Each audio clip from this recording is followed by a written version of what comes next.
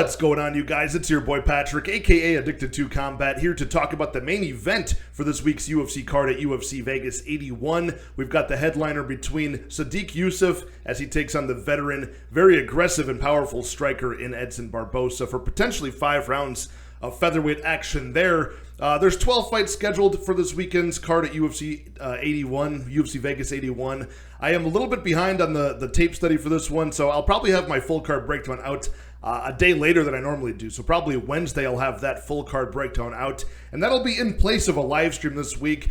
Just some scheduling things didn't work out, and I'm just incredibly busy with work and things these days. So in place of that live stream, I'll have my full card breakdown out midweek. And then, the best bets video and things like that will be as scheduled at the end of the week. But we'll talk about the main event for this one between Sodiq Yusuff and Edson Barboza. But just real quick to backtrack on last week's results at UFC Vegas 80. Shocking upset in the main event. Bobby Green looking like an absolute monster with that round 1 upset. 33-second KO over Grant Dawson. I went 2-2 on my moneyline bets. I went 1-1 on the prop bets. And then the 2 sprinkle bets on LGO round 2, round 3 obviously didn't cash, although he got the win. So I cashed on LGO, cashed on Kovalevich, lost on Montana De La Rosa, and lost on that half-unit shot on Alex Morono. Should have gone heavier on the Drew Dober inside the distance or KO. That was one that cashed very easily, but I only had 1 unit on that.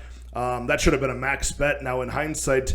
But then I also had what my night came down to was the Grant Dawson inside the distance for 1 unit. Obviously, they did not cash, and that was a 1 unit swing against me, knocking down the night to 0.53 units loss. So not a bad loss, just the price of admission for that crazy upset. Very happy to see Bobby Green extending his career and further cementing himself as one of the most exciting guys in the game. But moving into this fight for UFC Vegas 81, the main event between Sodiq Yusuff and Edson Barboza. 5 rounds of action potentially at 145. We've got Sodiq Yusuff 7 years younger, still 30 years old, 5'9". He is 2 inches shorter than Edson Barboza, and he's also got 4 inches less of reach. 71 inches of reach for Yusuff, 75 inches of reach for the Muay Thai specialist, the 37-year-old, 12-year UFC veteran in Edson Barboza. Where the money line is at right now, we are looking at minus 170, the favorite, Sodiq Yusuff, plus 145, the moderate underdog. For the 3rd time in a row coming in as an underdog, Edson Barboza. I was actually there in 2010 for Edson Barboza's debut. It was a Detroit card, and it was against a short notice replacement in Mike Lulo, who came in and got his legs chopped up, and Edson Barboza made a shockingly easy debut in the UFC at lightweight at that point in time by leg kick TKO. He would go on to score another leg kick TKO as well in his career, and that's been a defining feature, is his fast kicking game, not only to the head, but also to the body and legs. He's a master at speed and explosiveness, especially early. Edson Barboza does have 14 knockouts on his record out of his 23 wins, along with 11 losses. Now, it looks like a lot of losses on paper, but this guy has had countless fights in the lightweight division. Now he's gone 3-3 as a featherweight in the later parts of his career, including earlier this year, he knocked out in round 1 with a vicious knee Billy Quarantillo. So a very impressive win there as an underdog. Before that, he lost as an underdog against Bryce Mitchell. But super athletic, even at 37. He comes in great shape at 145, does Edson Barboza. And this guy only needs 1 opening to potentially end the show with a vicious strike, whether it's elbows up close, something explosive like a knee or a flying knee, or even a spinning wheel kick. He actually ended up getting the first ever spinning wheel kick knockout back against Terry Edom in 2012 as well. But I was also there for Edson Barboza's first professional loss against Jamie Varner in 2012, where he was a big favorite over Jamie Varner. The hardcore fans will remember Varner was a WEC champion briefly, came back to the UFC after a bit of a layoff and stunned Edson Barboza with a flurry of strikes in round 1 and ended up ground and pounding him out for his first professional loss. And since then, Barboza has shown some durability issues. Even Donald Cerrone able to knock him down with a jab, get the club and sub victory via rear naked choke there. We've seen Barboza also knocked out by, more recently, a couple of years ago against Giga Chikadze as well. Just wore him down as the better striker and able to ground and pound him there. We've seen Justin Gaethje do it. I guess no shame in that one. But yeah, even stifling wrestlers too. Khabib Nurmagomedov, Bryce Mitchell, even a guy like Kevin Lee in a 5-round fight, able to take him out down the stretch via doctor stoppage. So he's had his fair share of losses, but you got to admit these are all high-level opponents that have beaten him that I've just listed off. So with a guy like Sodiq Yusuff, who's not really that much of an aggressive wrestler or offensive wrestler, but he does show some proficiency in a blossoming BJJ game. Sodiq Yusuff is a guy who trains under, who am I thinking of here? Lloyd Irvin is a guy who's been the BJJ coach for a lot of UFC talent. And we've seen Sodiq Yusuff jump for guillotine. Last time we saw him, very quick clinch knees against Don Shainis. He was like a minus 1,100 favorite to win, but he looked every piece of that as he got those clinch knees and then jumped guillotine. In 30 seconds, he got the tap. So he is a guy who's jumped for guillotine even on Arnold Allen. I think utilizing that to get back up to his feet when Arnold Allen was wrestling him. So only a 13-2 record for Sodiq Yusuff, giving up some experience, but still a stellar record. One of those losses was a slam knockout pre-UFC, and then one of them was that decision loss to Arnold Allen, where he got dropped in a couple of rounds there, round 1 and round 2, I think by a straight right and by a head kick, respectively, but finished the fight strong in round 3. It was just a little too late in that fight, and he lost via decision. That was his only UFC loss.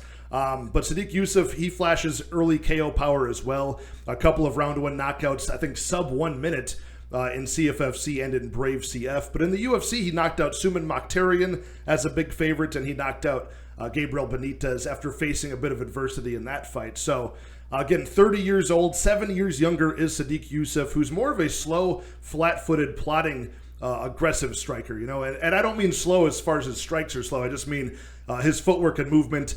He keeps a little bit more of a flat foot and solid base to translate some power. And he's more of a counter striker at times, especially early. He'll be the aggressor and kind of, as soon as his opponent throws a strike, he'll try to meet them halfway with the, either a check hook or a sharp 1-2. He can really counter with that stiff jab well and throw people off balance with his own powerful leg kicks as well. So that's what these guys share in common.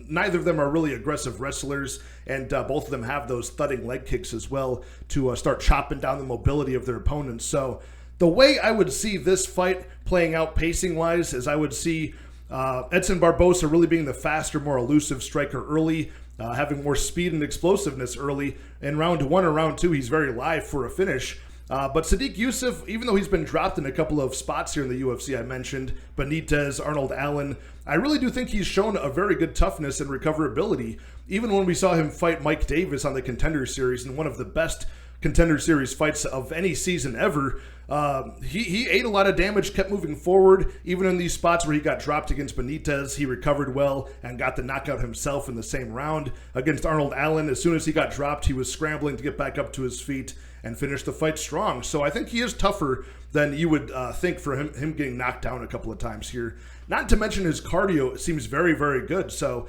never having been in a 5-round fight before, I still think that he's been finishing strong in round 3s. And I think he has the pacing to take over should he survive round 1 and round 2 against the dangerous Barboza. So I think round 1, round 2 potentially for the older veteran in Barboza. But 3, 4, and 5 I think would all go towards Sodiq Yusuff.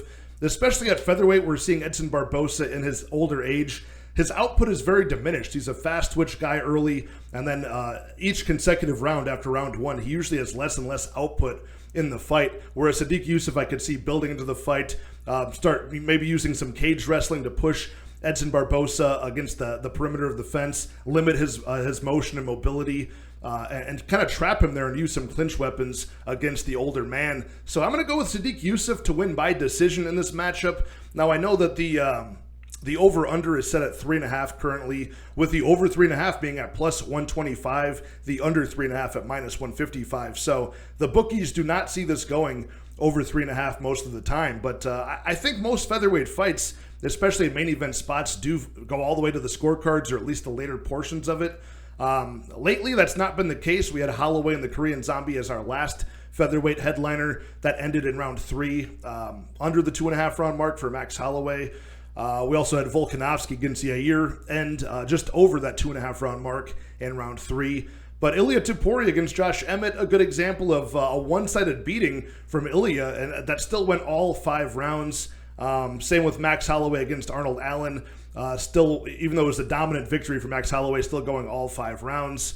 The few fights before that were main event featherweight bouts, Qatar and Allen ended in injury. Ortega Rodriguez ended in injury. So those, I think we can kind of throw those out. But before that, I think we got to go all the way back to Josh Emmett and Calvin Kattar again. Pretty active, high-paced fight, and that still went all 5 rounds. That's usually what happens the majority of the time in this featherweight division. But again, I would see Barboza as the more potent finisher in rounds 1 or rounds 2. I'd see Yusuff as the more potent finisher in the later parts of the fight when Barboza starts to slow. But I'm going to predict this goes all 5 rounds. I think the younger man in Yusuff comes back. He's been dealing with some herniated discs, so he's had about a year away from the cage. But I think he comes back in good shape, and as long as he's healthy, he should be the guy that can push the pace as this fight goes on. So give me Sodiq Yusuff to win by decision. Where the money line is at minus 170 for Yusuff, I think that's right about correct. You know, I probably want minus 150 to minus 130, somewhere in that range. If it comes back down, then I'd probably lay down on the younger man here that I think has more potential. But where the line is at minus 170, I really don't want any part of this because I think Edson Barboza is still very athletic, and at this price tag at plus 145, still a very live underdog. So far, unless I choose to sack up later in the week and hit that over 3.5 at plus money, the money line probably a pass for me at this point, unless the Sodiq Yusuff money line comes down to a playable number. But my actual prediction for this fight will be Sodiq Yusuff to come through as the younger man, come through looking healthy, looking improved, and to score this fight a win by decision. So hit me in the comments with your guys' pick and prediction for this fight. Hopefully some of you guys are on Team Barboza. He is one of my favorite fighters in the roster today. One of these last remaining legends from back in the 2010s. So let me know in the comments what you guys think. Hit the like, hit the subscribe. Again, I'll be back in a couple of days with my full card breakdown for UFC Vegas 81, and that will be in place of a live stream this week, unfortunately. So just some scheduling issues. Things are pretty busy these days for me in my personal life, but I look forward to talking fights with you guys next time. Cheers.